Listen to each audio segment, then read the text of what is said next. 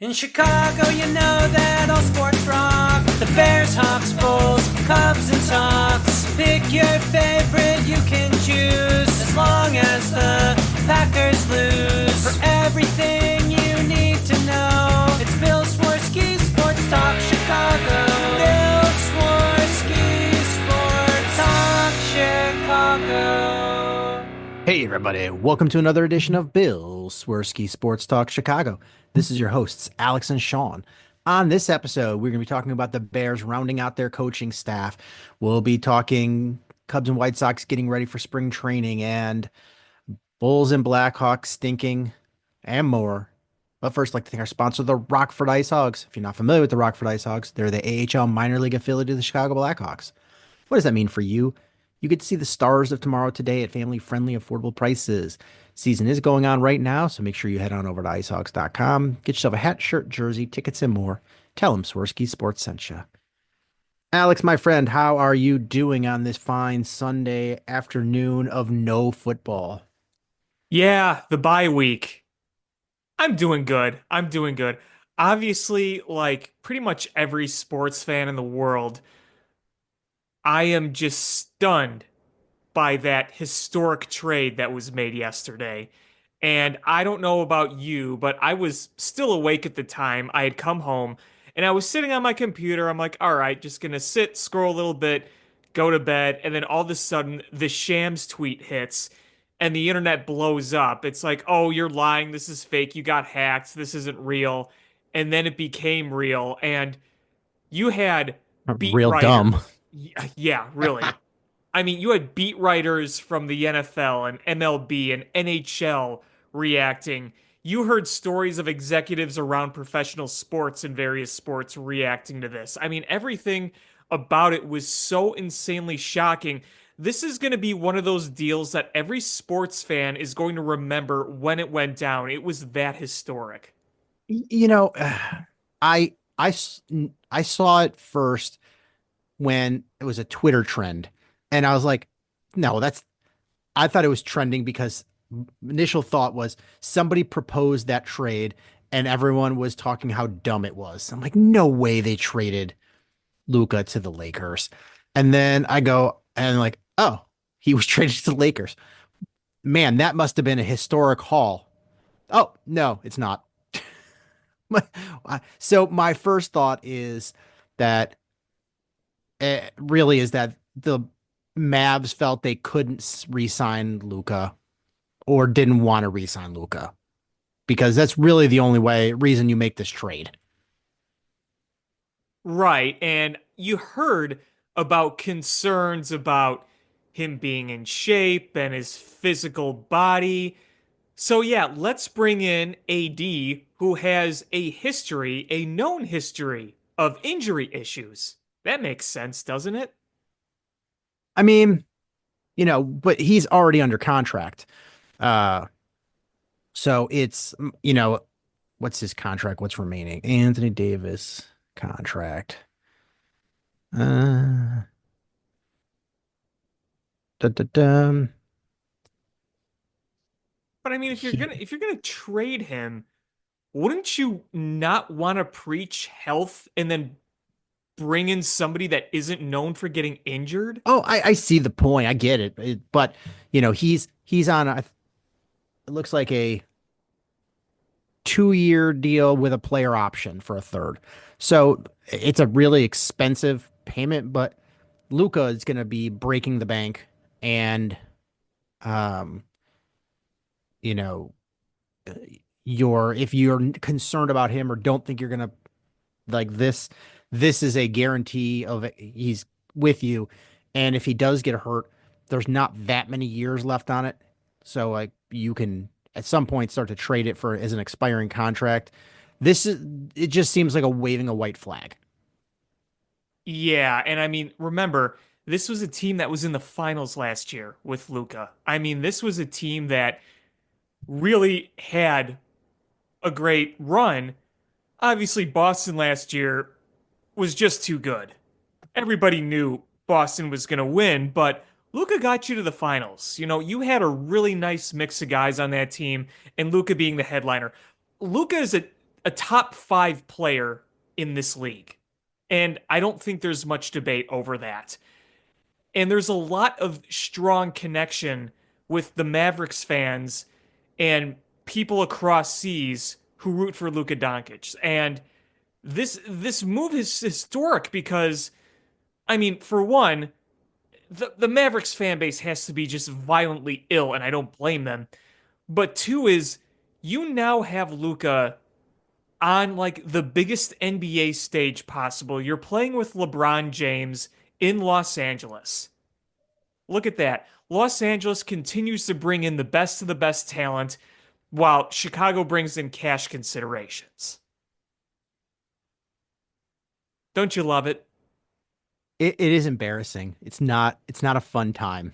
Um, but I wonder. So if you go back and look, LeBron is trying to claim he didn't know anything about it and it wasn't him, and anybody that says otherwise is a liar. But Hmm. if you're the Lakers, like just a couple of months ago, because they wanted to make sure they kept you, they drafted your shitty son.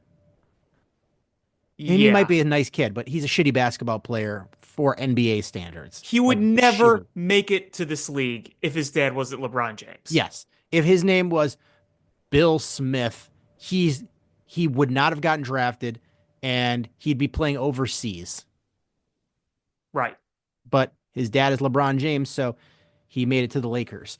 So if you can't tell me that they did that for him and that didn't consult him about trading AD and bringing in Luca. There's 0% chance that that happened. And Everybody LeBron, knows there's more to this than meets the eye. yeah. I mean, does it mean that LeBron hated AD? No. He could have just been like, this is a better fit here or whatever. Or he agreed to it. Like, I mean, it doesn't have to be bad intent, but you can't tell me if LeBron is trying to play like he had no idea that this was happening. He is full of shit. Yeah, for sure. Now, it is pretty amazing that this whole deal just was a bombshell out of nowhere.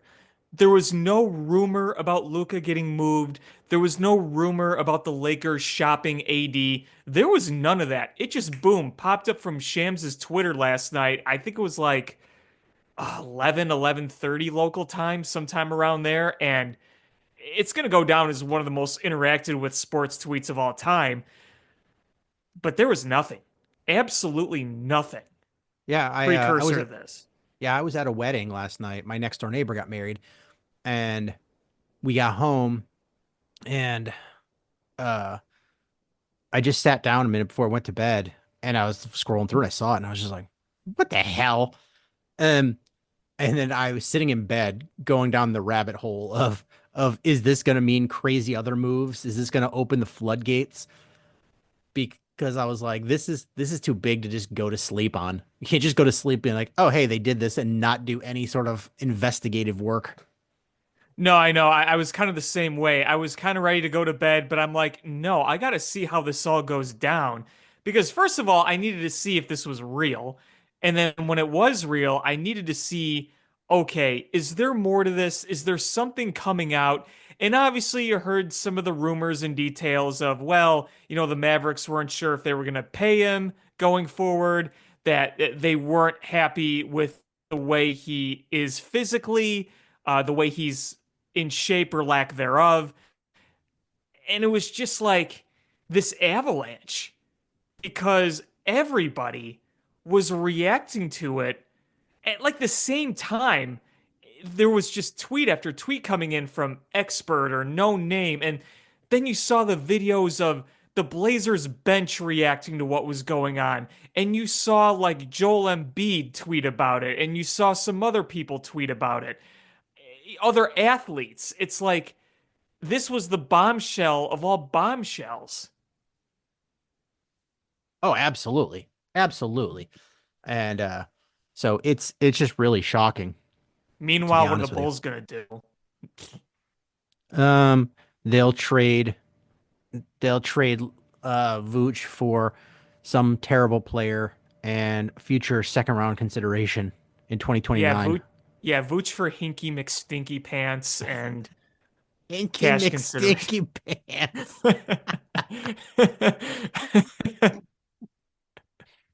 He'll really sell tickets at the United Center. Uh, honestly, if the Bulls traded for somebody named Hinky McStinky Pants, I would absolutely buy a Hinky McStinky Pants jersey. Oh, me too. Me too. Could you imagine Chuck Swerski on the radio? And here he comes in, Hinky McStinky Pants. The Bulls are really looking for something from this guy. And now for your Chicago Bulls at 6'3" from Southeast Nobody State, Hinky McStinky Pants. They're gonna hire Ray Clay back just to say his name. Uh, God. It's like when the Cubs signed Kosuke Fukudomi, and everybody was just like, "Oh my God, how do you pronounce that name? I'm buying a Fukudomi jersey." Oh, well, I remember when that happened because I was in eighth grade when they made that deal. And I thought his name was Fuckadome. That's So what I I thought too. so I kept saying Fuckadome, Fuckadome, and people are like, no, it's Fukadome. I'm like, oh. So, true story. So maybe a mile and a half, 2 miles down the street from my house on Irving Park Road, there is a sports collectible store. Um, and it has not been open in the 10 plus years I've lived in this area, 12 plus years I've lived in this area. It has never been open. And I swear it's a front for something because they have their phone number and their website. It's got hours, but it's never open. And there's a Dairy Queen across the street. And I went to the Dairy Queen and I was talking to the lady who owns the Dairy Queen. It's like literally across the street, right out their window. I was like, "Have you ever seen that place open?"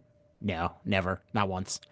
And she's like, "I know everybody that owns these companies around us. I've never seen that place open." Like, And there's stuff inside, right? but when you go by, it is fully stocked. It looks like like a Clark Street Sports. Yeah. And but it's got the jerseys are what gives it away. It's got Fukudomi jerseys, Grossman jerseys. Uh, it's got Shingo Takatsu jersey. Like it is just these old ass jerseys, Tony Kukoc, like, and they're all sun faded. And like maybe 6 months ago, I saw online that the building went up for sale. And in the list, I was like, oh man, that's that building. And then in the listing, it said like they asked, I don't know, like 450,000 for the building or something like that. But it said we have over $1 million worth of merchandise if you would like to buy that too. And I was like, $1 million worth of Fukudomi jerseys. Maybe a Nathan Vasher jersey here or there, and I, Eddie I I think Curry. there might be a Nathan Vasher jersey in there. That's wild. Well, It it's it is like this time period just and they just went boop, no more. We're not updating our inventory until we sell the rest of it off. that is so wild. I remember for the longest time, I don't live too far from Wheaton, and I've over the years uh gone to downtown Wheaton, hung out in downtown. Yeah, I got cousins, my godparents live there. Some of my friends, we like going there to hang out. Nice downtown. And there was a very similar like situation that you're talking about. There was this corner shop that had some sports memorabilia in it, and it had a number of like Blackhawks stuff, and a lot of it was like 2010 Stanley Cup Blackhawks stuff. It had some like commemorative jackets, and it had like posters and pictures and jerseys and all this stuff, and it was in there, but like I never saw anybody go in. I like never saw the lights on in there. I never saw any movement in there.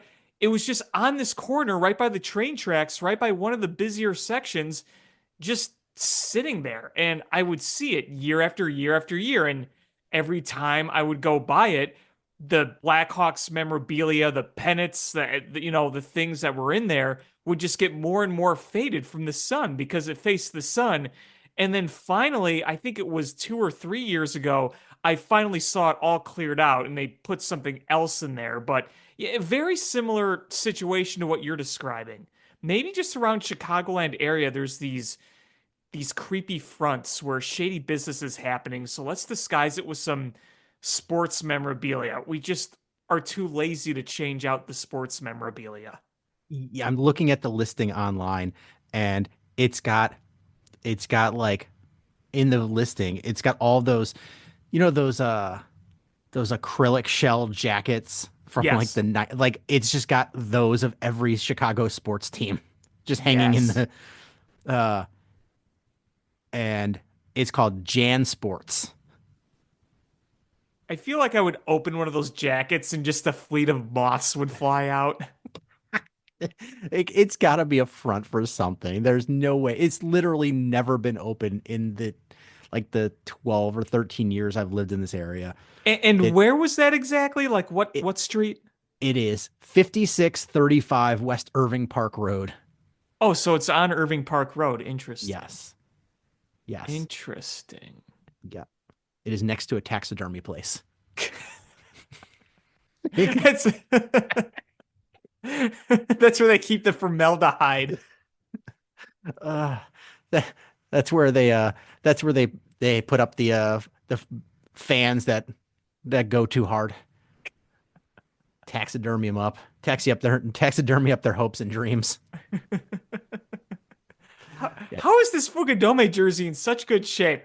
Well, I preserved it with formaldehyde, which I don't even know if that's possible.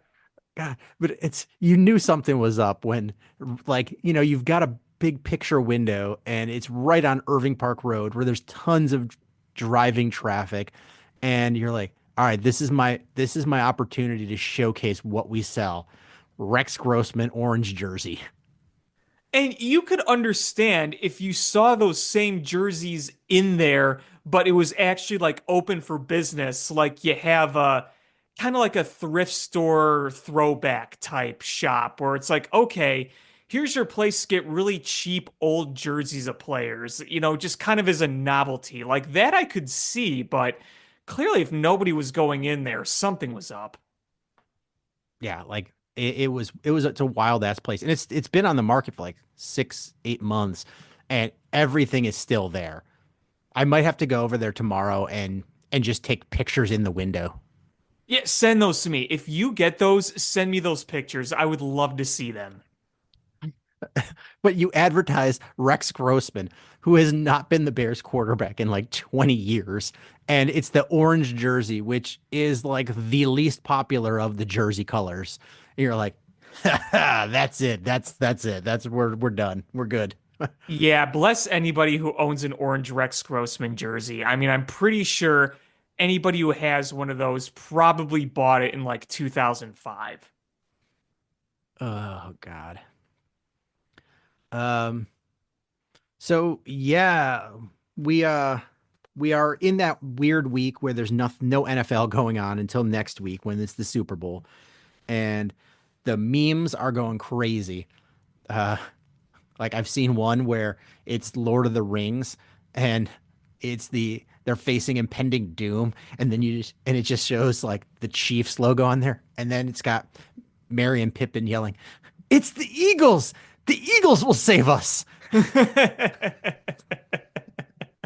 There's another one where Spider-Man and the truck is from the Spider-Man game, and the truck is barreling down on him, and it said, Chiefs on their way to three-peat. And then a car runs into it, runs the truck off the road and saves Spider-Man. And it just says Saquon Barkley. And I am in such a predicament on this because I despise the Eagles. I lived in Philadelphia for 9 years, and I had to listen to those Nimrod fans just like they're worse than people talk about. Like they're awful. And it's either I have to root for them to win and those people to be happy, or stupid Chiefs winning three in a row with all of the referee help. It's a no-win situation. Yeah, it's one of those things where I don't have a rooting interest, but like on paper, I think it's a great matchup. You got the best quarterback versus the best running back. I think that's really, really intriguing. You're going to see how each of these teams tries to control the trenches. You're going to see what Philadelphia is going to try to throw at the Chiefs. Because look, Jalen Hurts has been banged up, obviously. And you've even seen throughout the playoffs where you can clearly see he's not 100%. But what's good about that, if you're an Eagles fan, if you're the Philadelphia Eagles themselves, you have Saquon Barkley. Because I could tell you right now, if Saquon Barkley is not on that team and you have DeAndre Swift as your number one back, I don't think they're playing in the Super Bowl right now. There's a world where the Bears have Saquon Barkley right now. Shut it. There's Could a you world. imagine? There's a world where the Bears have Patrick Mahomes and Saquon Barkley right Oh, now. we're not. No. Oh, no. No. Uh, I mean, like, I don't really want to see the Chiefs win again, but like, if they did, I'm kind of already numb to it. Whereas my feelings towards the Eagles aren't like yours. I never lived in Philadelphia. I'm not rooting hard for them, but like, if they won, would I be devastated? No. Like, none of these teams winning would make me necessarily angry. It would just kind of be an moment. Like, there's no rival teams from the NFC North in the Super Bowl, which looked pretty likely at one point. Then the first round happened. And, obviously on the AFC side, I really, really wanted the Bills to win. I really did. And it's disappointing that they're not in it. I mean, they lost again in heartbreaking fashion. Obviously, there's controversy over the 4th and inches, but at the end, you had Josh Allen throw up a prayer ball that could have been caught, should have been caught by Kincaid, and it wasn't. And you remember last year, too. People remember the missed field goal by Bass, but I remember Stephon Diggs dropping an absolute dime from Josh Allen. Josh Allen doesn't deserve these narratives because in multiple games, he has gone ahead and done what he needed for the team to win, and his guys around him let him down. And there was some weird play calling, too. yeah, So absolutely. I feel so bad for the Bills and Josh Allen. I really wanted them to win. I did too. That was who I was hoping for. But like I said, on paper, I think it's a great matchup. But there's going to be so many people that just don't want to see any team win and they're just not going to care. Which, hey, I get it. I know a lot of people who don't give a shit about this matchup.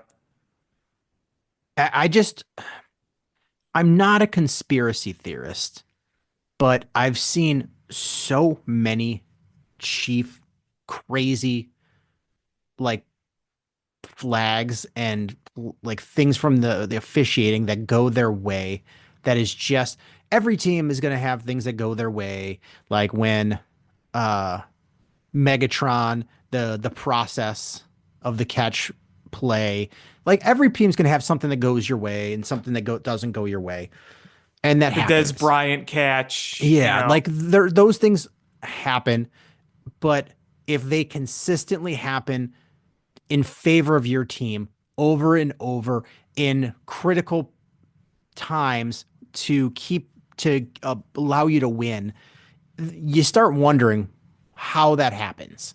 I mean, what was it last year where there was one where the the Chiefs got stopped on 3rd down and it would have given the Bengals the ball and basically the win.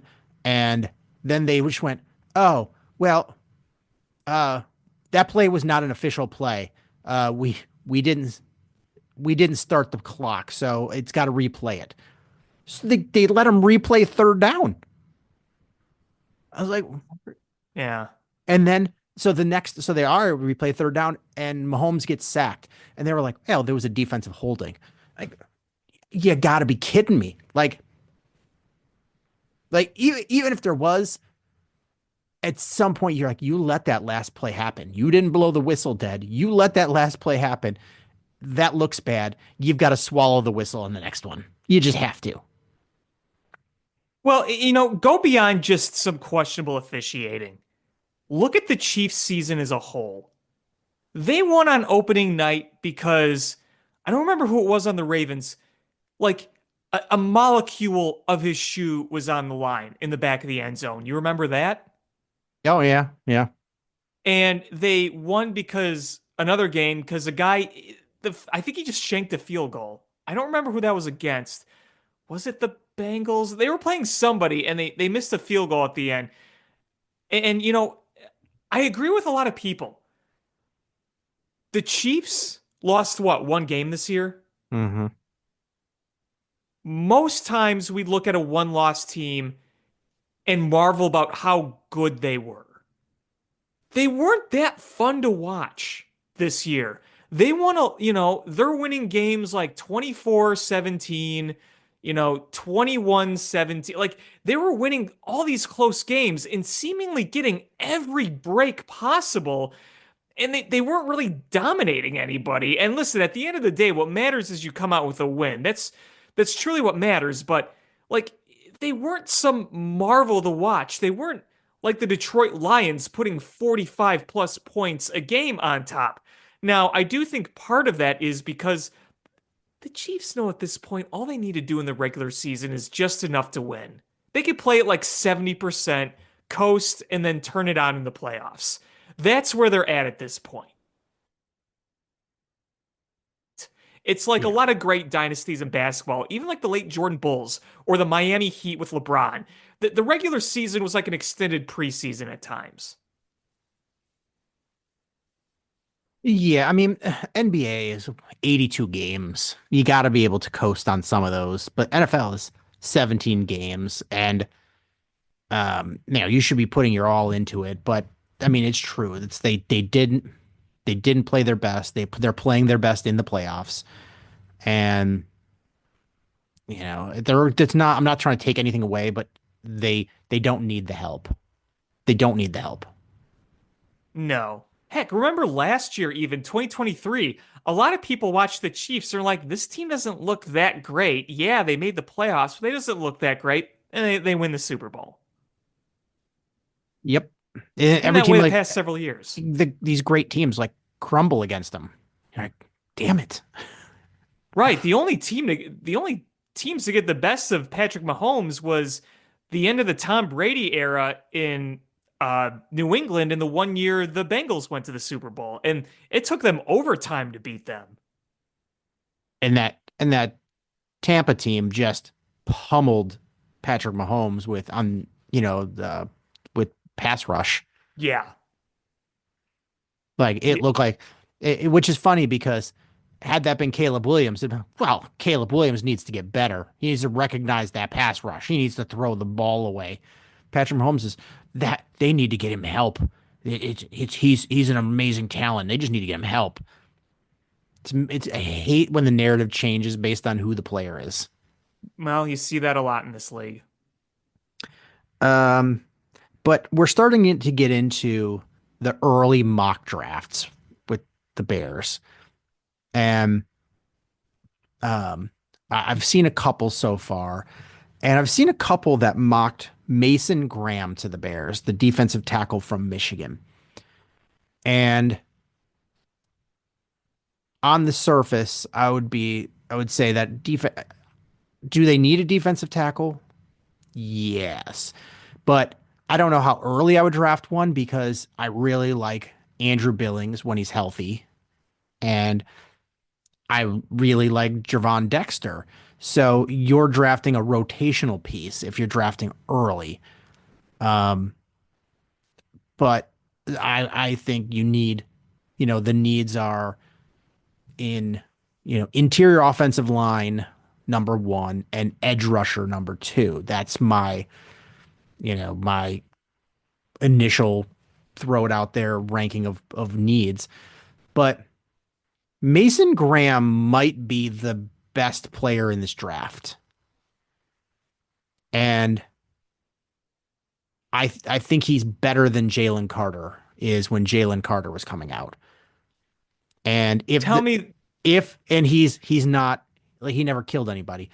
Um, if he comes out and at the number 10, he's still available, the Bears should sprint to the podium and get that call in because he might be the best player in the draft. Tell me this. Looking at like defensive linemen in this draft, does it make a difference the way they approach this, knowing they're going to be a 4-3?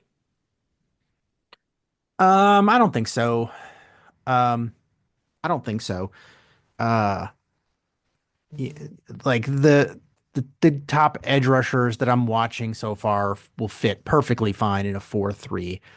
Um, I this this draft is going to be I have no idea how it's going to shake out. And right now it's really early. We're a couple weeks away from the combine, and that's when we're going to start seeing and I'll say this. Every year the media will talk about fast risers and guys that were on nobody's radar that are now going to be first round picks potentially. That's not the case with front office people. The front office people, like they know who these guys are. They know how they rank them and view them. It's not like they were they were like, this guy's mediocre, and then they go to his pro day and they're like, that's it. Now this guy's a first round pick. It's the media catching on and hearing whispers from people about. So it's riser as far as the media goes, but you know we'll see kind of the feelings of folks as far as offensive and defensive linemen go once we hit the combine, and then you start seeing like, okay, who's a lot faster than we thought, who's a lot stronger than we thought. If offensive linemen, your guard better be throwing up 30 reps on the bench press. If he's doing 11, then you're like, oh, okay, I'm not going to draft this guy in the first round. He's not strong enough. But at that 10 spot, like Mason Graham is the one outlier. Anybody else at 10, if it's not Mason Graham, it better be an edge rusher or an interior off or an offensive lineman. Period.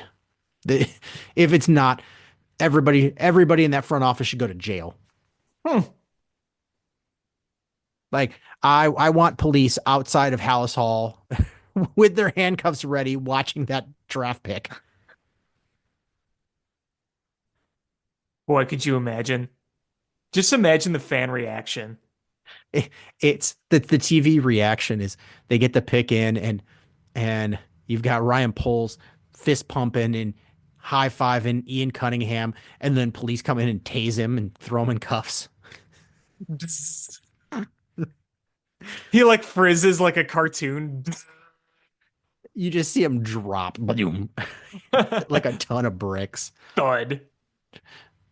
Uh, George looks up from his coloring. What's going on? Hey, guys, what's going? Let's keep the language in check. I think we should keep violence to a minimum here. We're in And I Hallis Hall. Let's keep the language. This isn't a gutter. Let's keep the language appropriate. We do not want any obscenities in here. We do not want any violence as well in this sacred place. In this room, we enjoy purple, and that language is very blue. Whatever that means. Uh, um, so yeah, I mean, I have not. I've started to look at like early mocks, and it's Campbell, the left tackle from LSU, who's almost assuredly going to be a guard in the NFL, but he's an elite guard, and that's who I'm leaning for right now because you could sign a guard, draft him, and then suddenly, you're looking really good. I don't right now. I don't love any of the tackles at that top spot, so I wouldn't be surprised if they go edge rusher with that first pick. Um, and I have a feeling that the Bears might try to trade down. Um, We got some breaking news here. uh-oh. The Sacramento Kings are finalizing a trade to send De'Aaron Fox to the San Antonio Spurs in a multi-team trade that moves Chicago Bulls Zach Lavine to the Kings. Whoa. Wow. So Zach Lavine looks like he is going to be no longer a Chicago Bull.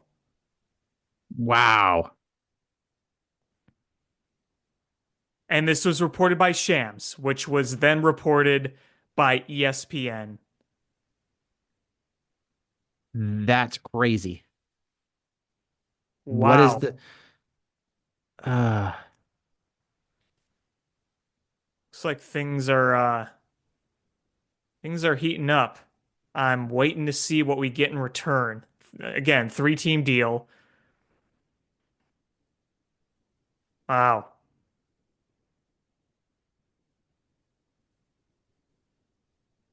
Huh. all Oh, right. Casey Johnson, close to 7 years after signing offer sheet with the Sacramento Kings, Zach Lavine is headed there in a multi-team deal with the Spurs that will net the Bulls at least Kevin Herter, I'm told. We'll see Hmm. if there's more. Hmm. Boy. Okay, I'm gonna keep an eye on this development while we continue here. Wow. I'm sure that the Bulls got a second round pick out of it. Uh Kevin Herter, Zach Collins, and Trey Jones to the Bulls. Did they not get a draft pick?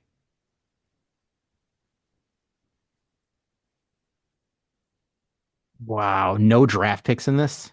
I'm not seeing anything about a draft pick. They didn't get a draft pick for fucking cookies either. Caruso. Ooh. Zach Collins.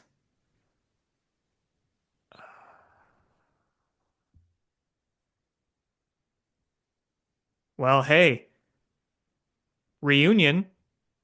DeMar DeRozan, Zach Lavine. Oh God. Boy, if we don't get what? And don't the Kings still owe us a draft pick? I've lost track. Maybe I think you might be right. Wow. No picks.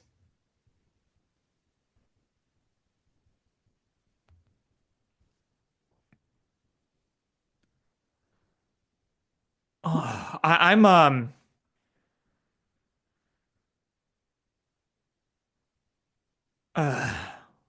I I've already removed myself emotionally from the Bulls. Oh man. Wait, so okay, hold on. Full trade. Here we go. This is from Shams. Just came in.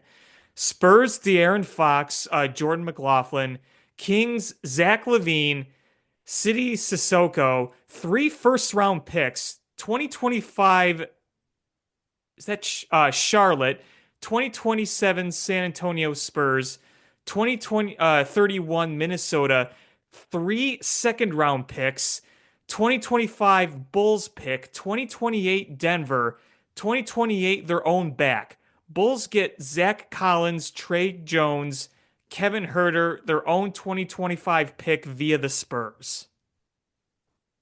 The Bulls give up a draft pick. Yes, they did. Uh Um, okay. oh my God.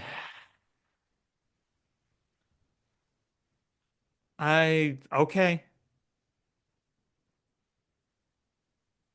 Oof. That's a brutal trade. I mean,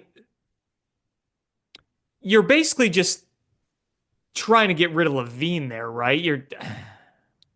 I think so. I mean, He, Kevin Herter is um 7.9 points per game, 2.8 rebounds per game, 1.7 rebounds per game. cool. What position? I Uh, don't know. I don't know who this is. I know he's a Zach shooting Collins. guard. He's Okay, a I he's a redheaded white shooting guard, God. but he's 6'7", 6'7" shooting guard. I mean, I know Zach Collins, Kevin Herter. I didn't know who that was. but they get their own first round pick back. Yeah, what is So they do. Okay. They do the get their own first round pick back. Because they were reporting at first that they weren't getting any draft picks back. um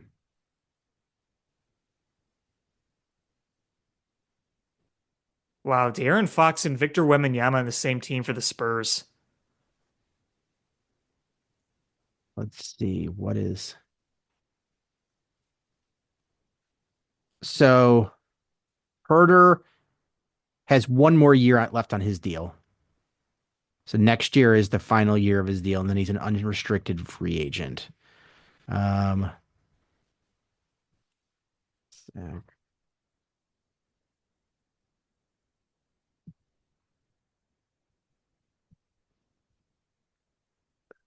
Zach Collins. What's this? Come on. Very should loading. Um, he has next year is the last year on his deal as well. And Ray Jones.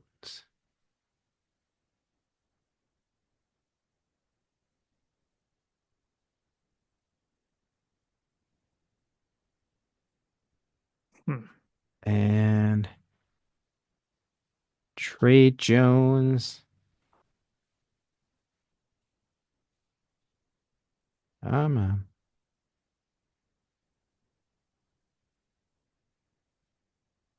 This is one of those things where I'm like, whatever. Like, honestly, I don't think you're closer or further away from a championship, and you're not close to a championship. So all three guys have their contract expire after next year. So this is a salary dump. clearly, yeah.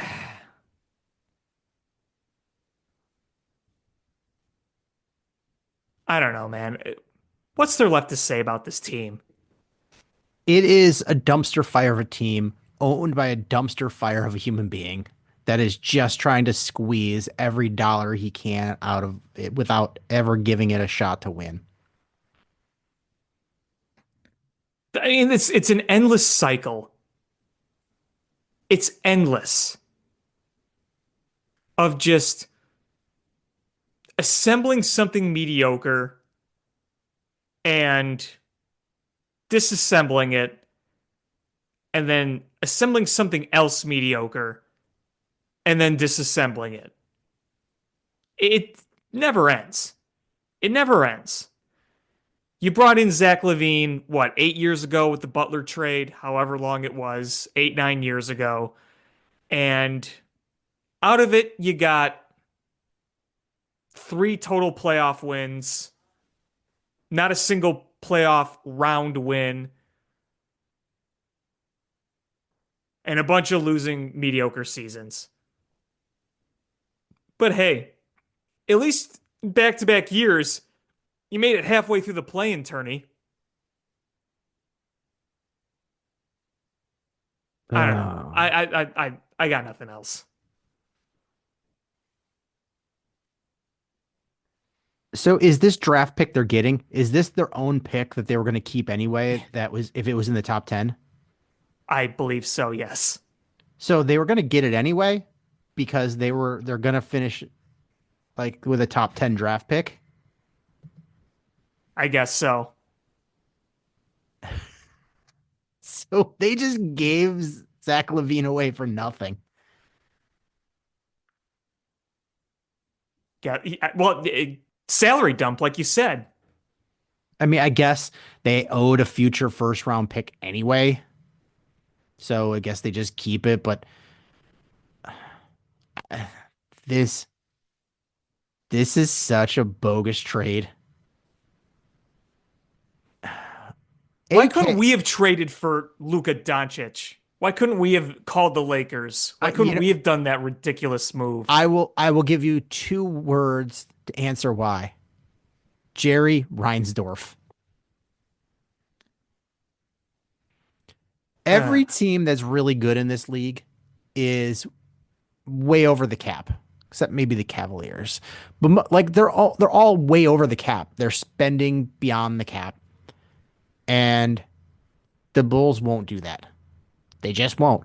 That's why they're mediocre. They're not going to spend, and they don't draft well, and they can't develop players. yeah. But,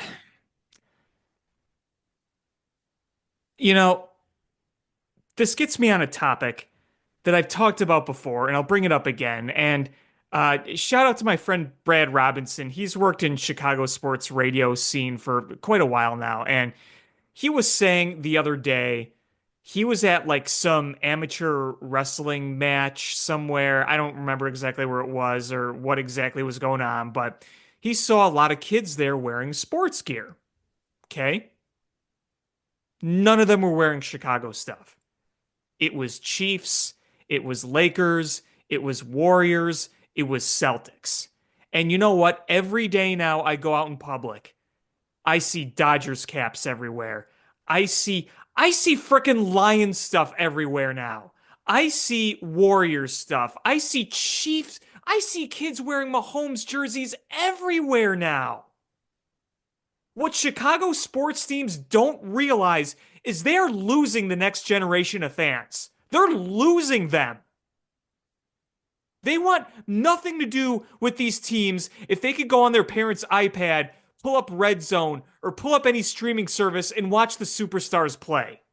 Why would you want to watch the Bulls? Why would you want to have any emotional investment with the Bulls when you could be watching Steph Curry or Luka Doncic now with LeBron James, or watching the Celtics, or watching even like the Knicks, or watching other teams that are, in contention all the time? Look at the Denver Nuggets. Look what they did, win a championship a few years ago. Why would you want to watch the Bulls? The days of I'm a Cubs fan, I'm a Bears fan, I'm a Bulls fan because Mammy and Pappy were. That doesn't hold the same weight anymore. No, and I don't know if these out of touch owners realize that. They don't. They don't, because the little kids of this world are not paying for tickets. They're not the ones buying tickets. They're not the ones subscribing to streaming services. When they grow up and they're rooting for other teams, you're going to suddenly see, oh, hey, there's a lot of disinterest in our shitty teams. I mean, Jerry Reinsdorf doesn't care because by the time this impacts him, he's going to be dead. Right. He does not give a shit. He doesn't care. He's squeezing whatever money he can get out of it. And the board at Hallis Hall of crypt keepers, it is a room full of crypt keepers. And I don't think they're in touch with it to know at all. Um, I wonder if Jed realizes that. I don't know if it's going to I don't think happen. Tom Ricketts does, but I also the Cubs are the one team where I think they'll sustain no matter what. They have the best chance. I mean, Chicago's always going to be a Bears team, but it's not like it was. It's just not like it was when I was a kid. Well, And even when I was a kid, it's changed. and the Cubs, I think, are somewhat immune to it because Wrigley is such an attraction. Right. That's the thing. Is you have the charm of Wrigley Field, you have the stories of the recent championship, you have all this stuff. Now, And even though they haven't been good, they haven't been brutal. no, they haven't been. They've been a like a average team. And they've they've had kept a player that people know at points, and they spend money, not to the Dodgers and Yankees degree, but they spend money way more than like the Pirates or the Reds or the Rays. Uh, so I think like for the time being, they're pretty immune to this, but the Blackhawks are feeling it right now. And the Bulls are gonna feel it because that stadium is full, but at some point, like, are those corporations just gonna keep buying those seats for games? Yes. And it's not the fans, it's those corporations. The White Sox are gonna they don't care. They've got such a sweetheart deal. It's good for them when nobody goes. Um, but the Bears, it's hitting the Bears, and we're starting to feel like we're turning a corner there, but it's absolutely true. We've just been a dead sports city, and the Blackhawks, I think, are getting hit the hardest. Yeah. I mean, well, so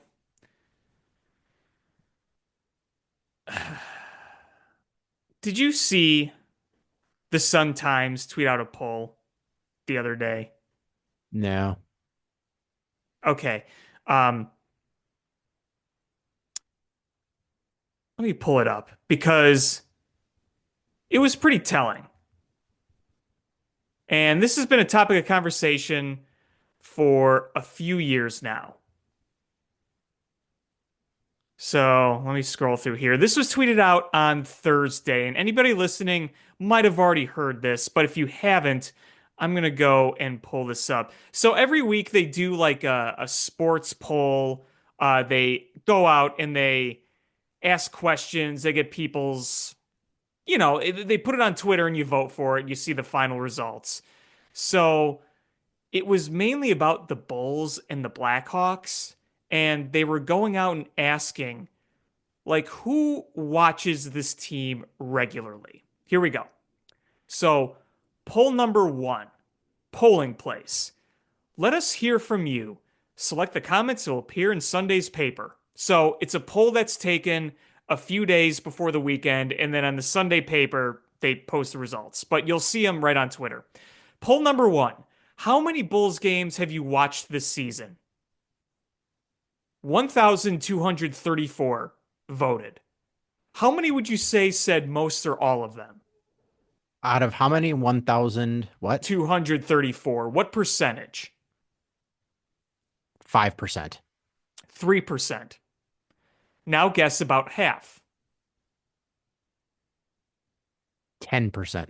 3%. Now say more like 10. So not half, but not few or none. 20%. 6%. So you know what that means. Very few or none. 88%. Don't worry, it gets better. Poll number two. How many Blackhawks games have you watched this season? Most or all of them, 16%. Around half, 7%. More like 10, 9%. Very few or none, 68%.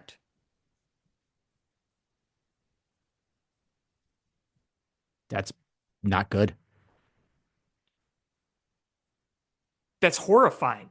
And listen, we know that these numbers would look better had the new Chicago Sports Network be televised on Xfinity. It's the biggest cable provider in the city. But here's the thing. If the Bulls were really good and the Blackhawks are really good, you would have more people signing up for the subscriptions to buy the app, even if it wasn't on Xfinity.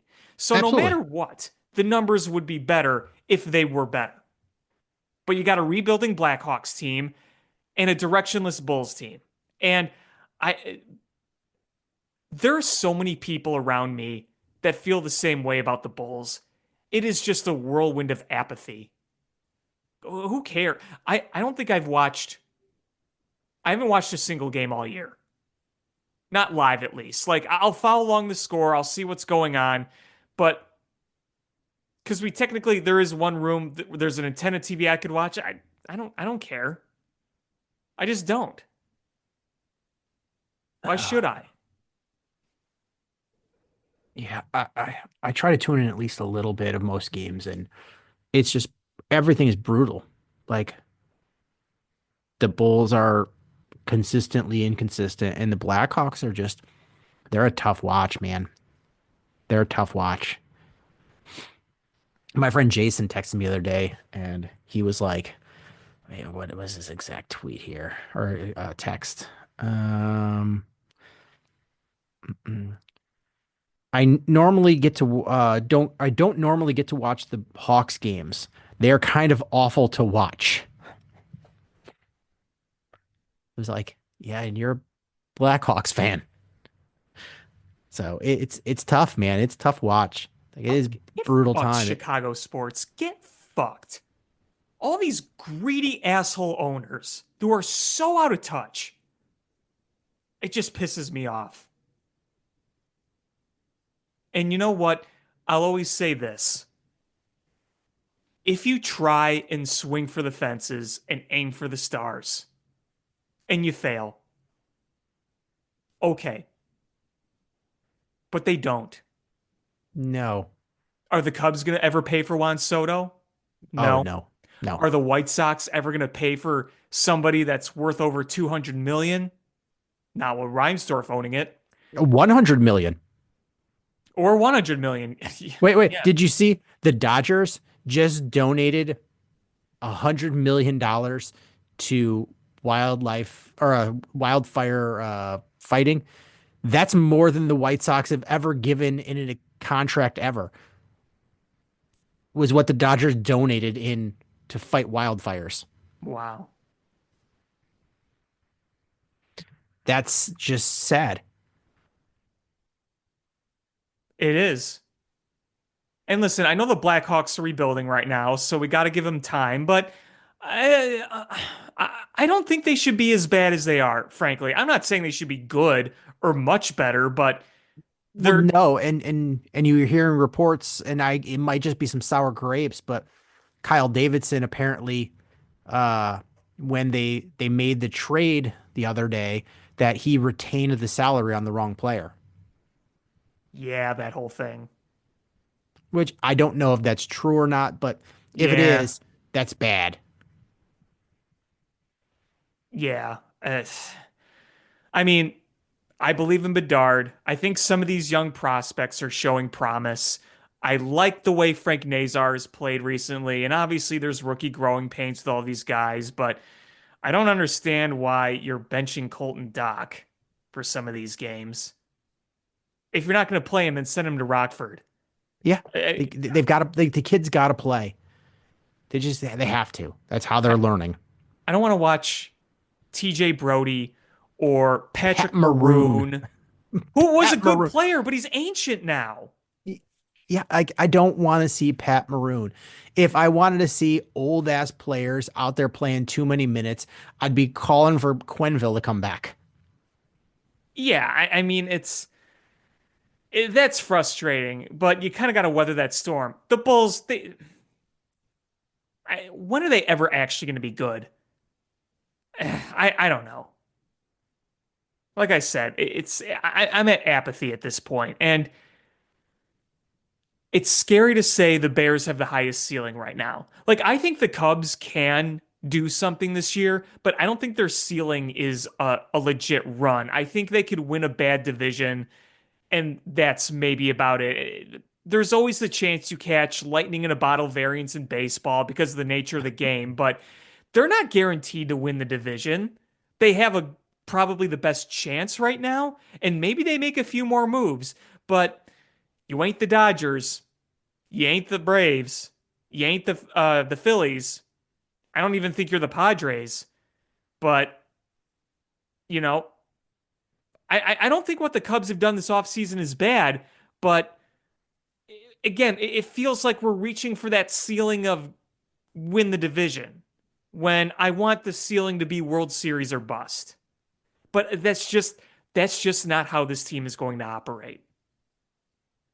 Yeah, I'm reading the comments on Sham's post about the Bulls. Bulls will forever be poverty because of Arturis and his shitty trades. Uh, the Bulls gave up a second rounder. Question mark, question mark, question mark. What the fuck is Arturis doing? Uh, so the Bulls are the only team that got nothing, and they literally got nothing. So the Bulls got nothing for Lavine. The return is disgusting for the Bulls, bro. Uh, the Bulls will Bulls. Well, and we'll see what else they do because what? They're probably going to try to trade Vooch, right? Oh, I'm sure. Sure, that's coming. Someone going to trade for Patrick Williams. Another one. So the Bulls got nothing for Lavine. Uh, Now this is worse than the Luca trade. The Bulls got essentially nothing for Zach Lavine. Wow. What are the Bulls doing, man? Eh. Uh, um, Bulls are They try. embarrassing. If I'm the Lakers, I would be calling to get Vucevic for a bag of chips and a deep dish pizza. I don't understand the trade for the Bulls. They don't have enough roster spots for all three players. I think another move is approaching soon. Um, Remember when the Thunder just stocked up all those picks and they had more picks they knew what to do with? mhm. And they were able to use that to get some, high ceiling talent in there. Maybe not obviously like in prime LeBron or Steph Curry or Giannis level, but some legit talent in there. And they made him a competitive team, even though it's not necessarily a bunch of big household names. If you're not going to have a Giannis or a Luca or a LeBron or a Steph or, whatever, at least have something like that. And the Bulls can't even do that. Another one. On a side note, what is going on in Chicago? Spurs and Kings are good trades. Bulls, on the other hand, LMAO. Bulls fans, how we feeling? At least Bulls got off the Levine contract. Um, the Bulls will always be mediocre. The Kings and Bulls got hosed on this deal. Wait, so the key return for the Bulls was getting a pick that they were probably going to be theirs anyway just by moving Levine off the team. Being a Chicago sports fan is brutal. Boy. A Cubs division title would feel like a championship at this point, right? Yeah. In this city. My goodness. Bulls got a bag of chips. Stale ones that were opened with spider eggs in them. Uh, The Bears are our biggest hope. How scary is that? In terms of like winning a championship. this tweet is my favorite. It's got a guy just sitting eating a bag of chips. It said Bulls in this trade. It's like the lopsided lunch trade in Uh, middle school. Here's some stale veggie sticks for your chocolate pudding.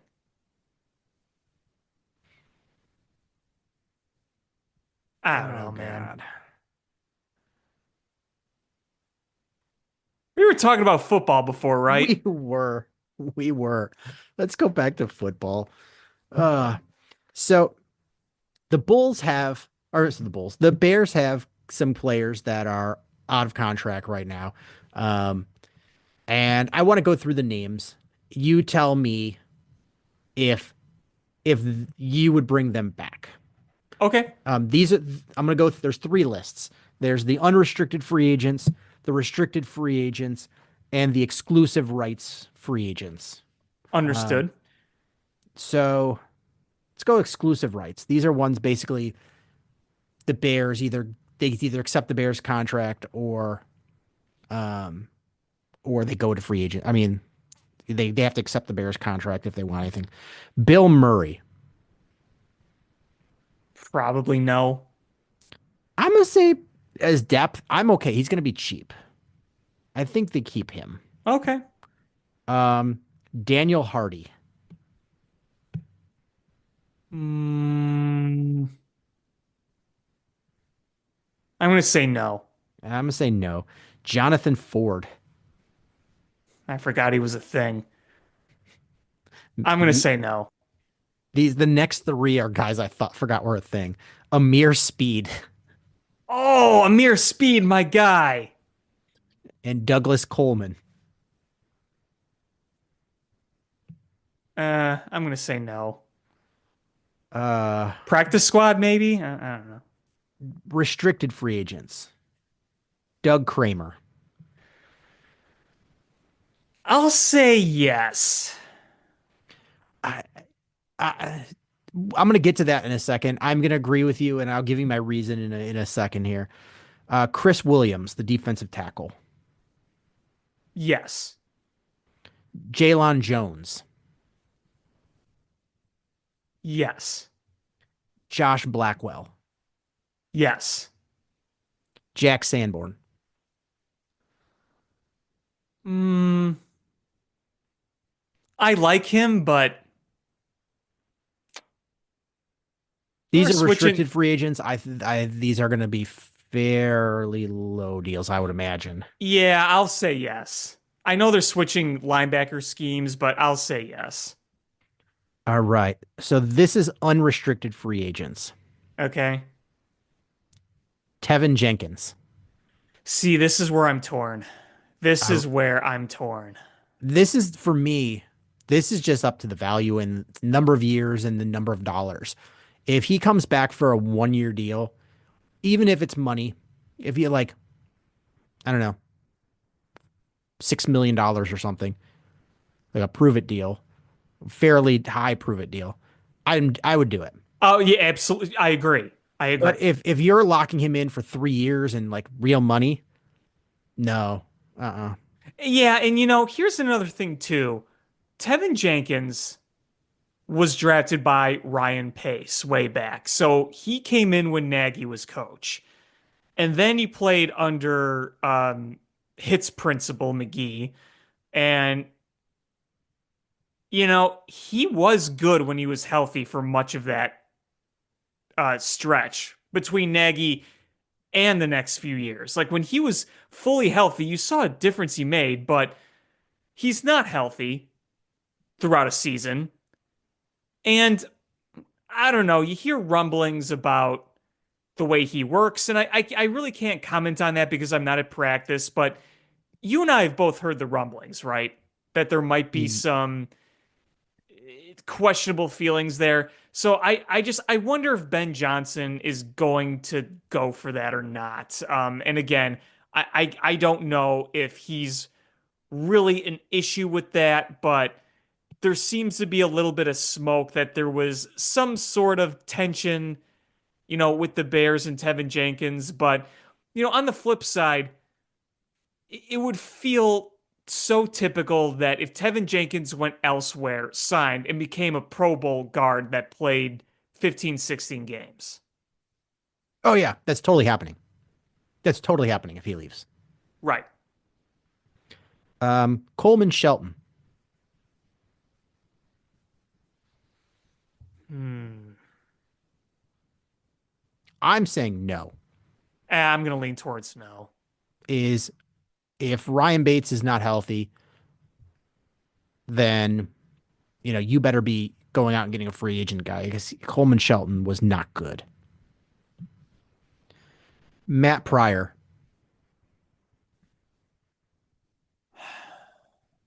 Maybe his depth, I don't.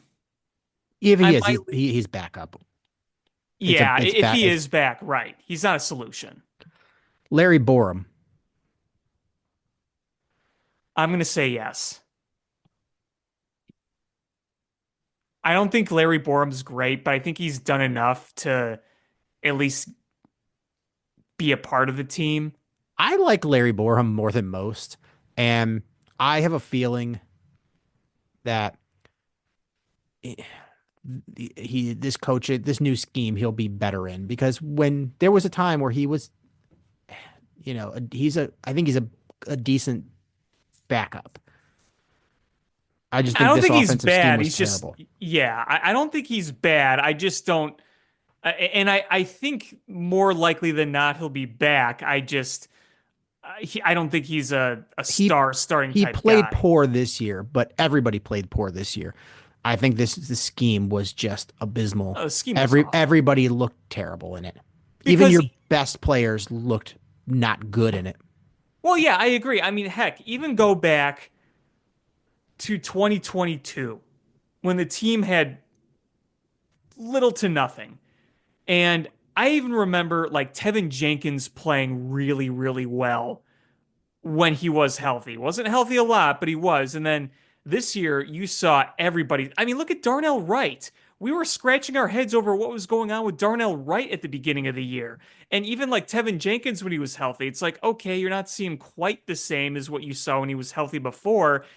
And then, yeah, to your point with Larry Borum, I think that is a valid point, and I do think he might be better than met the eye last year, but he's not. I don't think he's a guy that's going to wow you by any means. But he Jake could be a Curhan. solid guy. Jake Curhan. Hmm, gone. Darrington Evans. I forgot he was a thing. I'm going to say gone. Travis Homer.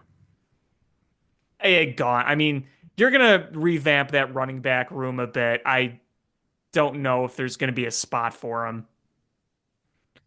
Jacob Martin. Gone. Byron Cowart.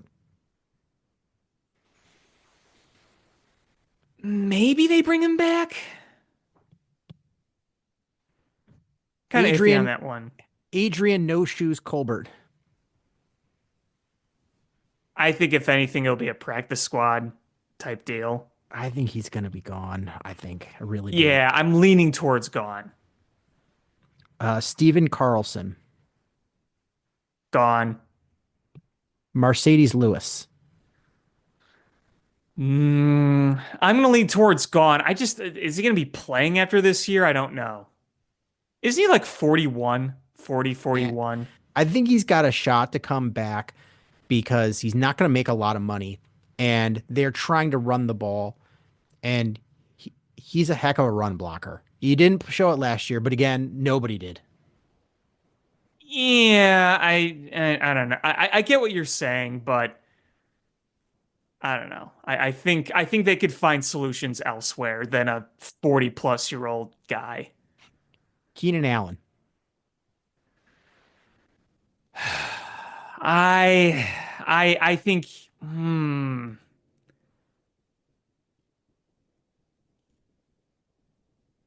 I wonder if he's going to want more than the Bears are willing to give.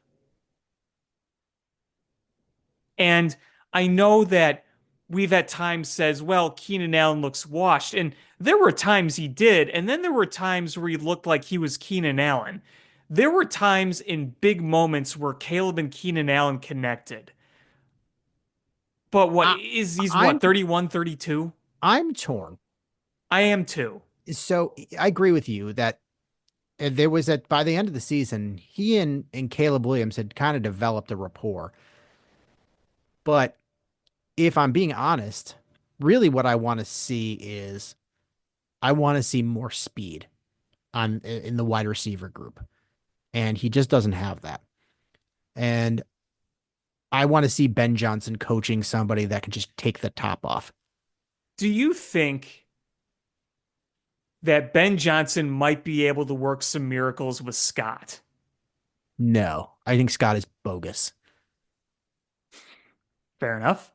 Uh, Well, here's so my the question for me is, do they look at Keenan Allen and say, "Hey, let's build it around a guy who's a really good possession receiver, and then try to use Roma Dunze as our deep guy, even though he's not a speed guy, let him do some more 50-50 and balls and try to uh let him be more physical out there, or not re-sign Keenan Allen and then go out and try to draft a speed guy. And I guess there's nothing stopping him from drafting a speed guy and keeping Keenan Allen, but it's just going to be that money. Well, yeah, and I mean, here's the thing too is if you want to dedicate a lot of your draft capital to the trenches, if you're replacing Keenan Allen, you got to replace Keenan Allen somehow, whether it's a free agent, whether you draft somebody, you trade for somebody, you're going to have to replace him. And it's not like you have a full offensive line you feel good with and you say, okay, all we need to do now is draft a wide receiver. Well, the line is a really big area of concern. So, Both sides. yes, exactly. So you got 3 picks in the top 41, and it I'm gonna guess that here's the reality. Let's go through the list, and I want to go through the reality of where they are and what picks they try to get out of this. DeAndre Carter.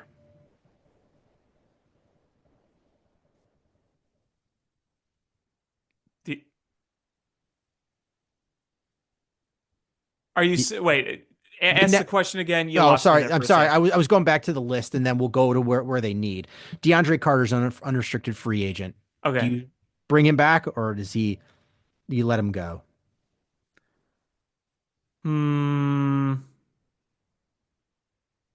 Maybe you bring him back. I mean, he played some special teams, but there were some up and down moments. I'm on the fence. I'm leaning don't, is because whoever your speed guy that you bring in should probably be your return man too. Yeah, Um, I don't disagree. Simba Webster, Maybe you bring him back. Colin Johnson, Nah, Amen Agbanbamiga, no, Darrell Taylor. no. He had his first 2 good games were good, and then just It just fell off a cliff, yeah. Tavarius Moore. I think he's gone. probably. And then both of your long snappers are free agents, Scott Daly and Patrick Scales. I'm assuming you got to bring one of them back. Scales has been around for a while, hasn't he? The longest tenured Bear. Yeah. Consistency. I think you got to bring one of them back. Um, I doubt they go and just bring in a brand new long snapper. I'm guessing it's going to be Patrick Scales if he's healthy. Yeah, that'd be my guess too. All right. So that's their free agents. And the crazy part is like, all right, other than Keenan Allen, like there's nobody that's just like, oh man, big money or, super not replaceable. A lot Um, of coin flips. so it's the good part is a lot of teams are like, oh, they have all this cap space, but then you're like, man, they don't have a starting left tackle or a number one wide receiver, and they've got their number one running back due for a contract, and it eats away at the Bears. The Bears can easily, um, by getting rid of Gerald Everett and DeMarcus Walker, move to $75 million in cap space. That'd be nice. So you've got money to spend. Mm-hmm. And you look at they need an edge rusher, like Badly. badly. Um, they need 2 guards and a center badly. And they need a speed wide receiver. And I'm gonna say a uh a thunder back. Like, because you need that like Ben Johnson has had a thunder and lightning running back duo. Yes. You've got your lightning. I think you need your thunder back. Yeah, you need somebody that's going to outmuscle, bounce off guys, break tackles, and just be really tough to take down. Somebody that can get extra yards running through the tackles, even if the blocking isn't the best. Um, so they they have in the top 41, they have three picks. They've got what? Number 10, number 39, number 41, I believe. Um, so they're able to in that and they probably need a defensive tackle somewhere in there. Um, so edge and guard tackle are probably two of those top three picks, right? Yeah. Um, so then that leaves you, figuring out, where you get that other guard, where you get your center, where you get that speed wide receiver and your defensive tackle. They've got they've got a third rounder and potentially another third rounder because Ian Cunningham is one of the finalists for the Jacksonville uh, GM job. There's It, rumblings now it's not going to happen. I don't think it will, but he's a finalist for it. And if it does, the Bears get two third round picks, compensatory picks. God, I want that so bad. I know. So right now they've got one third rounder. They got a fifth rounder, a sixth rounder, two seventh rounders. You're really only counting on the fifth, sixth, and two sevenths. Those are depth guys, flyer guys. Maybe somebody pans out. You've got to hit on the first, the 2 seconds, and the third. So you got four picks that you got to hit on, and you Yeah. need one, two, three, four, five, six, seven, seven spots. So you're going to have to really utilize that free agency money to bring guys in, and you're going to have to connect. I don't think you're going wide receiver in free agency. I think you're going to have to hit on that in the draft. Yeah, yeah, Um, which worries me. I mean, let's be real. Ryan Poles' history of wide receivers outside getting DJ Moore in the King's ransom has been quite bad. and that wasn't evaluating a guy coming out of college. That was evaluating a guy that was already a pro. Right. I mean, you look at the other moves. The only other guy that was notable that they got was a pro. I mean, if you're looking for an actual impact guy, that was Chase Claypool. We saw how that went. Obviously, too, he signed Equanimous St. Brown, but that's a number 6 wide receiver. Yeah, I think you've got to get the guard slash tackle in those first four picks, and a speed wide receiver.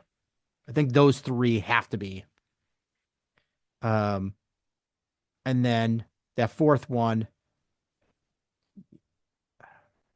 I as much as I would like the running back, I think this is a pretty deep running back class. I think you can It draft is. somebody later, like in the fifth round pick or sixth round pick, and have them be a contributor. Well, Um, weren't both Jordan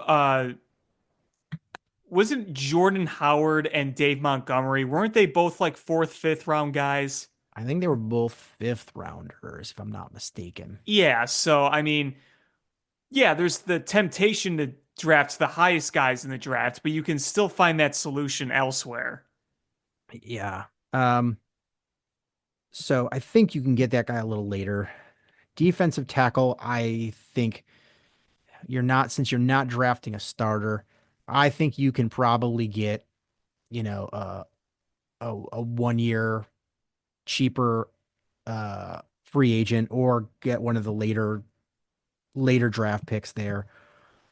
Um, I'm gonna say it's probably your center. That's probably that fourth one in there. So you'll get edge, guard, center, speed, wide receiver with those top 4 picks. Leaves a free agent guard, later round pick, running back, and defensive tackle. That's my guess. It's February 2nd. We'll be revisiting this over the next several weeks and Lot months. can change. Yeah. I mean, we're like over a month from free agency. We're a couple weeks from the combine. So a lot's going to change over that time. Yeah, and those are the two like biggest factors in the NFL offseason in terms of stock. And I mean, obviously, your numbers of what you did the previous year, whether pro or college, can speak for themselves. But, we see guys at the combine shine. We see guys at the combine disappoint. We look at the shape they're in. We look at the work ethic. Teams get a better sense of what kind of ethic and work ethic these guys have. And obviously, you plug certain holes in free agency where suddenly drafting X player doesn't become such a priority. So, a lot of factors with this. Um, so then that leads to the coaching staff. They announced that Jim Dre, the previous tight end coach, is returning. Is going to keep his job as the tight ends coach. The big one, Eric Bieniemy. That was a big one. Yeah, Eric Bieniemy, who I remember playing running back in college. And and then he went to the Andy Reid staff, and people were talking about him getting a head coaching job, and he didn't get it. And Bears are bringing him in as a running back coach. This is one of those ones where I call it a coup, because you've got a guy who was rumored to be getting interviews for head coaching jobs, and you have him as your running backs coach. I think that wasn't he a hot coordinator name too a while back? Not a while back, but recently. Yeah. Yep. And so you've got a guy who's been an offensive coordinator. You've got him as your running back coach. That's experience. You've got experience there. Just having him in the building. Jim Dre coming back. He's done this job. Then you get Bill Johnson, who I believe he's got over 40 years of coaching experience. And the rumbling reports, is he going to be the defensive line coach, or is he just a senior defensive assistant? Either way, getting a guy that's worked really closely with Dennis Allen in the past and has 40-something years of experience, that's a Vic Fangio pull. That's a great guy to have in the building. Yeah. Your pass game coordinator is former Jaguars offensive coordinator Press Taylor. The guy has been an offensive coordinator, play caller in the NFL. He's your passing game coordinator. So that's a guy that's taking a step down. He's had a higher position. And I keep talking about, you have guys where regimes where everybody is taking a promotion. And at some point, that somebody's got to be the most experienced person. You just need that experience and knowledge to be successful. And that's what you're getting here. And then the report is that Dan Rauscher is going to be the offensive line coach, who's a longtime Tulane offensive line coach. And he specializes in a zone scheme and in developing centers. Oh, that's nice. So now you've got your hotshot head coach, Ben Johnson, a young up-and-coming offensive coordinator, Declan Doyle. You've got experienced two-time head coach and longtime defensive coordinator, Dennis Allen, in a job that he's done. Richard Hightower is a well-respected special teams coach, coming back to special teams coach. You bring in JT Barrett to be your quarterback coach, who's wasn't a quarterback. Pass game coordinator is a guy who's experienced as an NFL play caller, as an offensive coordinator. Former offensive coordinator and NFL running back, Eric Bieniemy, is your running backs coach. Former NFL wide receiver, bring your wide receiver coach, and Antoine Randall. That was a great hire from Detroit. Yeah. Offensive line coach Dan Rauscher, who was a longtime offensive line coach and really well respected. Al Harris being your defensive backs coach. Cowboys fans are pissed that they lost him. Bill Johnson is your D line coach and defensive assistant. This is shaping up to be a pretty darn good staff.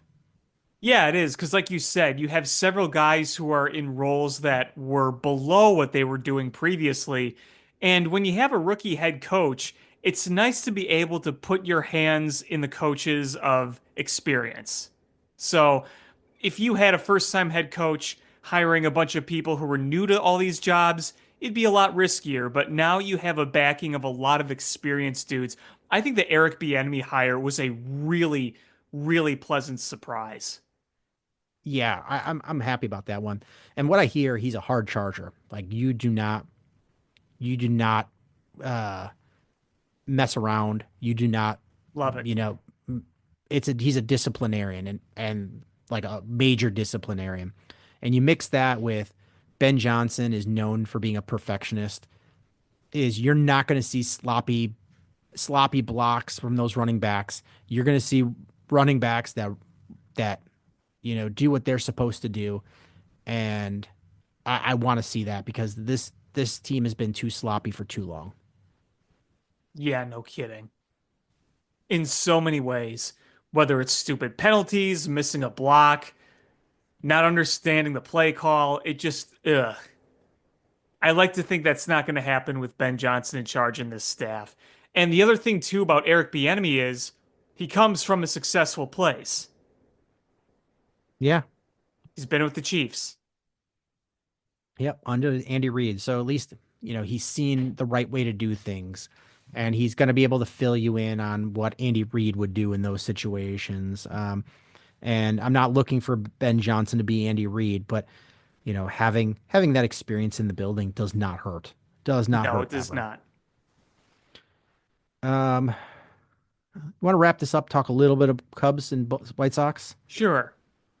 Um, so right now, say the Cubs' biggest holes per se would be another starter, bullpen depth, and third base.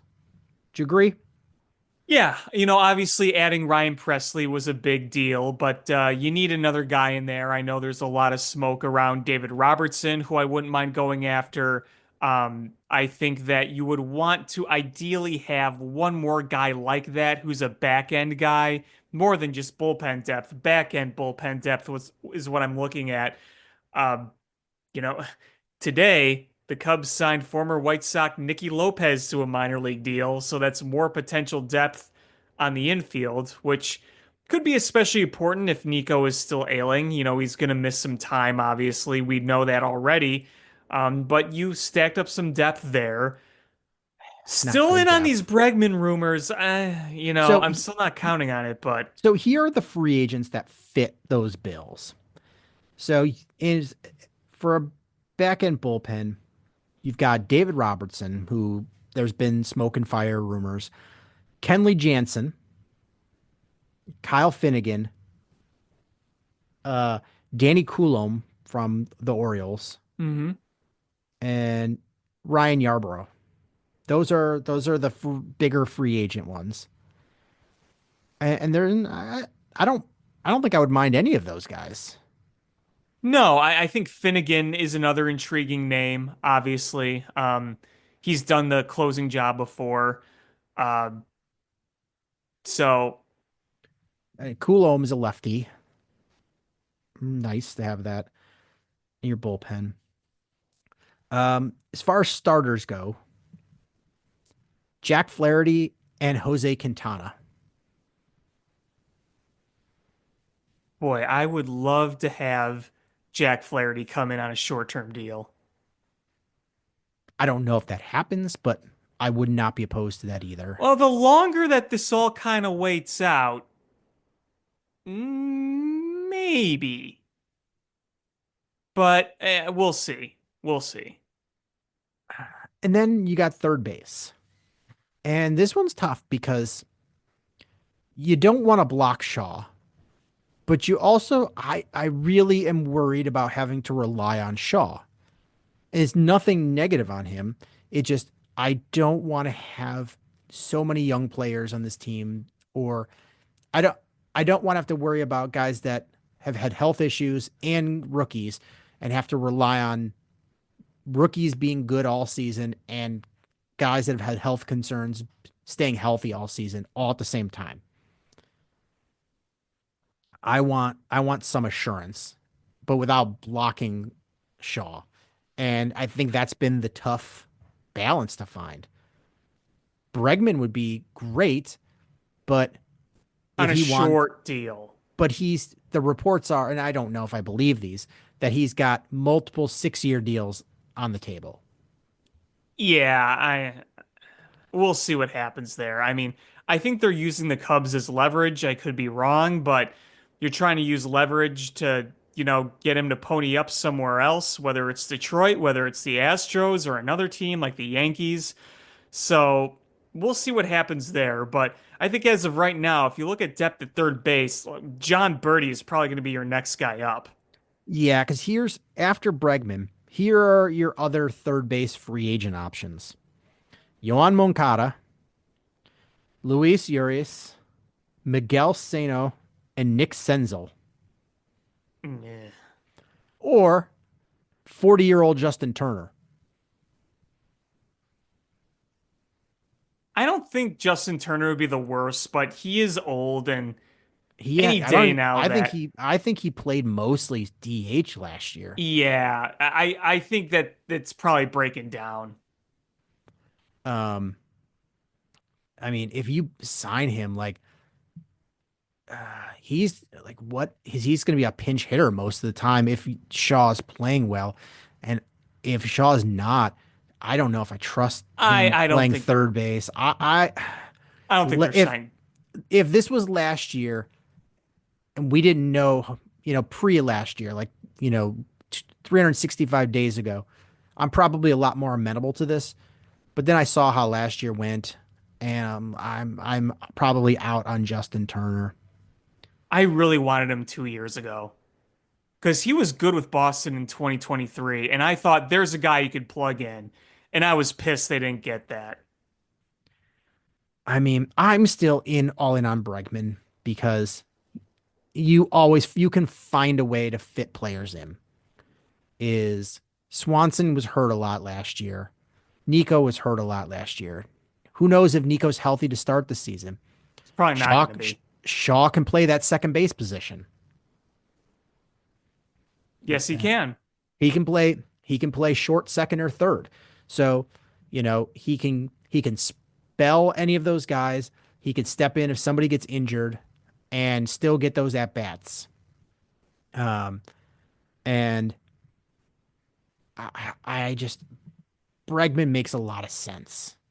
He's what four? He's over the last 4 years. He's gotten over a 4 WAR every year. You could really use a 4 WAR guy on your team.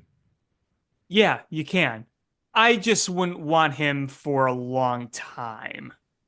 No, 3 years or less. Agreed, because I think that decline is going to hit. And even if it doesn't hit hard, I mean, and here's the thing too, is if you sign him and Shaw comes up and is just the monster where you can't sit him down, like you could trade Bregman at the deadline. Or you could trade him in the Conceivably. offseason next year. Like with Cody Bellinger. Yeah. Like If you you could did, trade if you that were guy. able to get a Bellinger like deal for him, which I think would be I think that's why the Cubs are so like keen on monitoring him. If that ends up being a possibility, they do it, but they're not going to sign him for 6 years, and I don't want them to sign him for 6 years. No, no, not at all. Um, and then uh and then with the White Sox, Luis Robert, there was almost a deal to go to Cincinnati, which I didn't want. No, I As don't want him in the Central. I don't want him in the Cubs division because he's going to go to another team and he's going to be healthy and he's going to look like Luis Robert. Yes. So I'm kind of glad that fell apart. Um, but Keith Law has his new top 100 farm system rankings came out. I don't know if you took a look at that.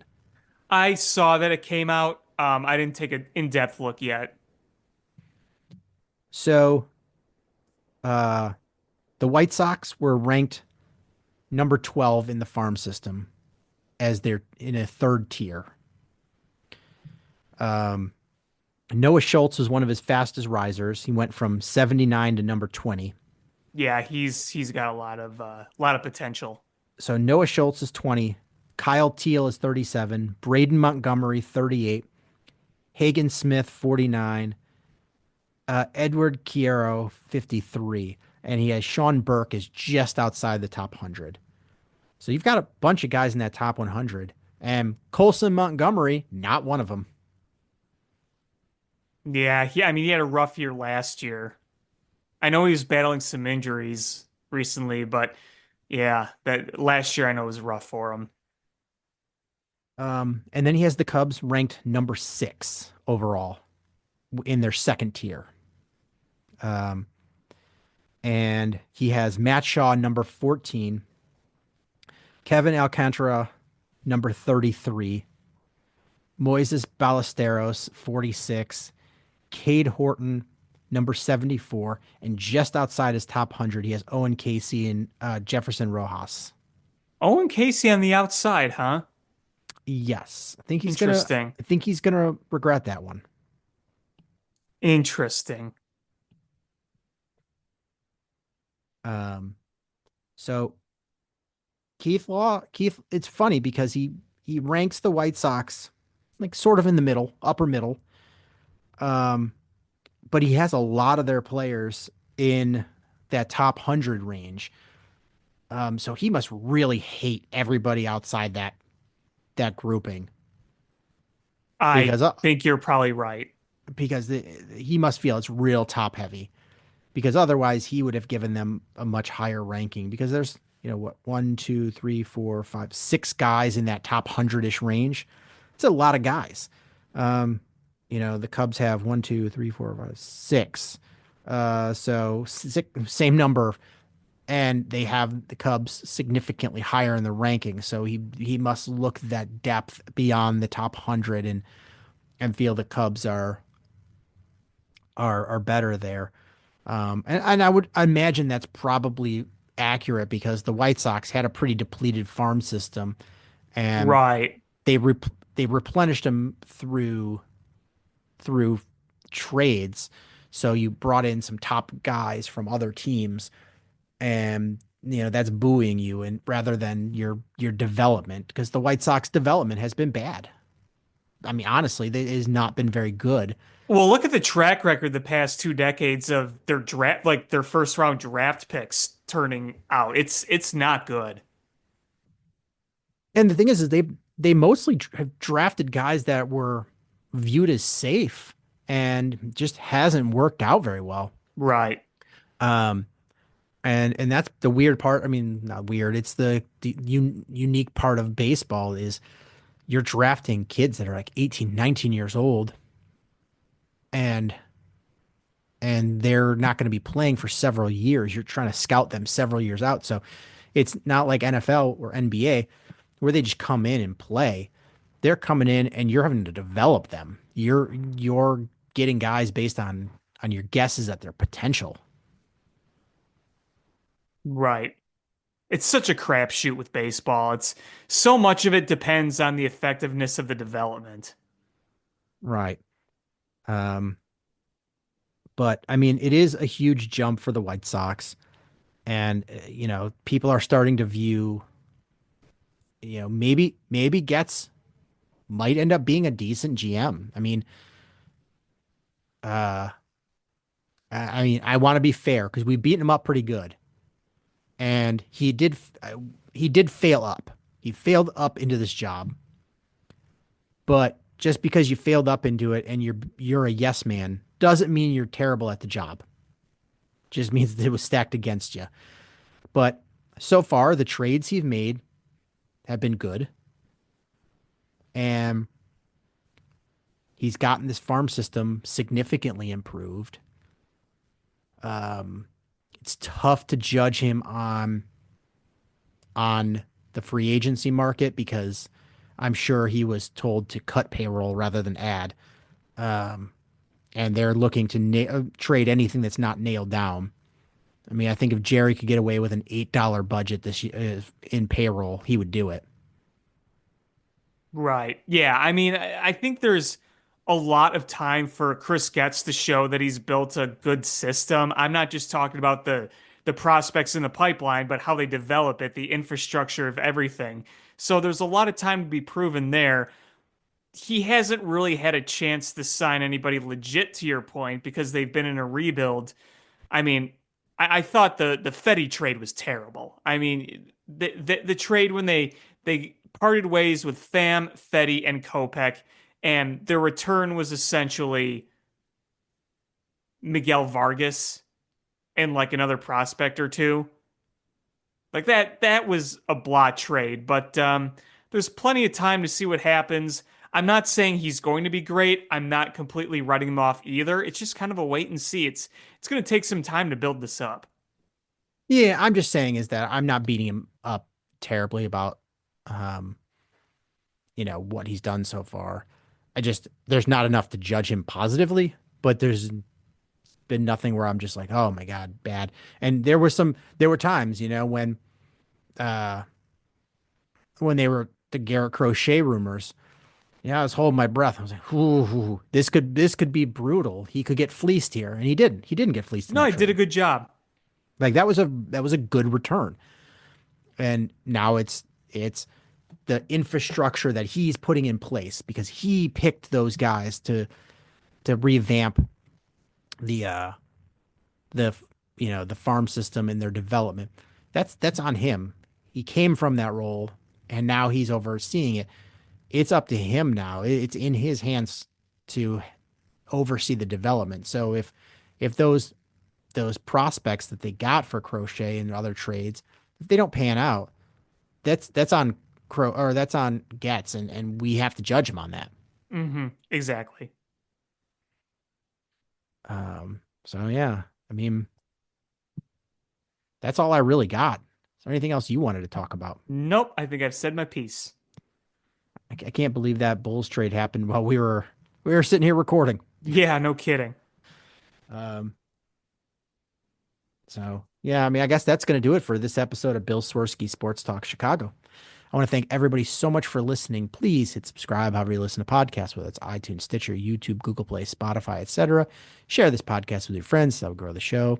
Follow us on social media at Swerski Sports, Facebook.com/Swerski Sports, SwerskiSports.com, or Shy Fan Pat 2 for Alex on Twitter /X, or AlexanderJPatCreative.com for all the cool stuff that Alex does. And that's going to do it for this episode of Bill Swerski. And until next time, bear down. Cubs win! What a lucky break! The good Lord wants the Cubs to win! We thank Ditka and God for all they have provided. Cubs win! Cubs win! Cubs win! Oh, I don't want her. You can have her. She's a Packer fan. She can't fit in my van. And she looks like number New Yorkers. Smoking crack is not legal on planes. Bears 31 to -7. The Bears! Oh, when the Bears go bearing down.